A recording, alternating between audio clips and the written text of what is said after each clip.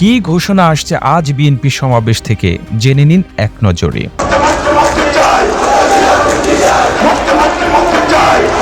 এখন দফা একটাই, সেই দফা হচ্ছে হাসিনার পদত্যাগ। 27 জুলাই সমাবেশ 28 জুলাই পিছিয়ে নিয়ে বিএনপি রাজনৈতিক পরিপক্কতার পরিচয় দিয়েছে এমনটি মনে করেন দেশের রাজনৈতিক বিশ্লেষকরা। এখান থেকে বিএনপি একাধিক বার্তা দিয়েছে। প্রথমত, তারা তাদের কর্মসূচির সঙ্গে জনগণকে সম্পৃক্ত করতে চাইছে এবং জনগণের আস্থা অর্জন করতে চাইছে। দ্বিতীয়ত, আন্তর্জাতিক সম্প্রদায়কে তারা দেখাতে চাইছে যে তারা সহিংস রাজনীতি করতে চায় না, বরং তারা শান্তিপূর্ণ আন্দোলন করতে চায়। তৃতীয়ত, বিএনপি তার কর্মীদেরকে একটা বার্তা দিচ্ছে যে কর্মীরা যে কোনো পরিস্থিতিতেই রাজপথে নামতে প্রস্তুত। চতুর্থত, বিএনপি আওয়ামী লীগের জন্য একটি বার্তা দিয়েছে, তা হলো বিএনপি আওয়ামী লীগের সঙ্গে সংঘাতে জড়াতে চায় না। তবে বিএনপির এই ধরনের আপাত শান্তশিষ্ট এবং সহনীয় অবস্থার আড়ালে রয়েছে রাজনৈতিক পরিস্থিতিকে উত্তপ্ত করার একটা প্রচেষ্টা। বিএনপি ইতিমধ্যে এক দফা আন্দোলনের ঘোষণা দিয়েছে এবং আজ জনসভা থেকে বিএনপি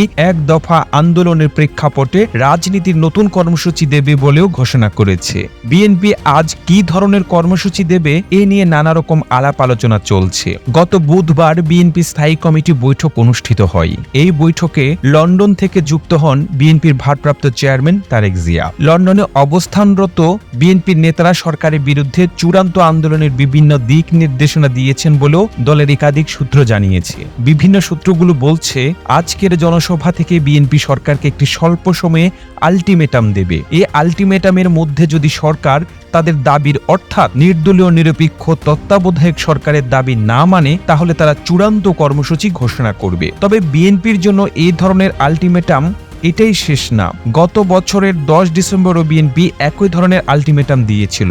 তবে বিশ্লেষকরা মনে করছেন যে অন্যান্য বারের আন্দোলনের ধরন আর এবারের বিএনপির আন্দোলনের ধরন আলাদা। আর এবারের আন্দোলন যে বিএনপি সরাসরি কারো পরামর্শ করছে সেটা অস্বীকার করার কোনো উপায় নেই, কারণ যে ধরনের কর্মসূচি গ্রহণ করা হচ্ছে এবং যে ধরনের কৌশলী পদক্ষেপ নেওয়া হচ্ছে তাতে স্পষ্ট প্রতীয়মান হচ্ছে যে এই কর্মসূচিগুলো বিএনপির ব্রেন চাইল্ড নয়, বরং এটি তৃতীয় কোনো শক্তির মস্তিষ্ক প্রসূত। তারাই বিএনপিকে বিভিন্নভাবে পরিচালিত করছে।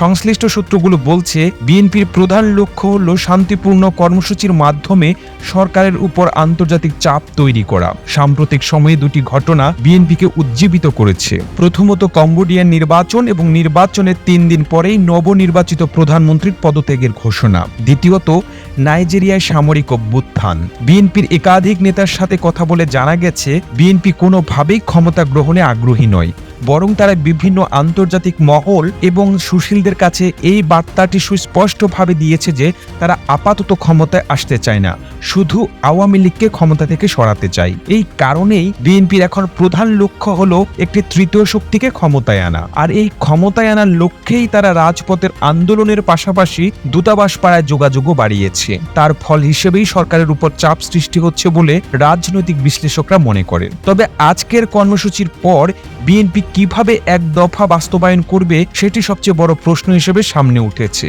বিভিন্ন মহল মনে করছে, বিএনপি আসলে নিজেরা এক দফা বাস্তবায়ন করবে না, বরং এক দফা বাস্তবায়নের জন্য আন্তর্জাতিক হস্তক্ষেপের পটভূমি তৈরি করবে। সেটি আজকের সমাবেশে বিএনপির প্রধান লক্ষ্য। এই প্রতিবেদন তৈরিতে তথ্য ও উপাত্তের সাহায্য নেওয়া হয়েছে জাতীয় গণমাধ্যম বাংলা ইনসাইডার থেকে। আর এতক্ষণ আপনারা সঙ্গে ছিলেন বিশ্ব বাংলার। এভাবেই সঙ্গে থাকুন, আমরা তো ফিরছি নতুন নতুন প্রতিবেদন নিয়ে। প্রতিদিনকার মতো আমাদের প্রতিবেদন প্রচারিত হয় সকাল 9:20 আর আপনি যদি বিশ্ব বাংলাকে ফলো করে না থেকে থাকেন, এখনই ফলো করুন।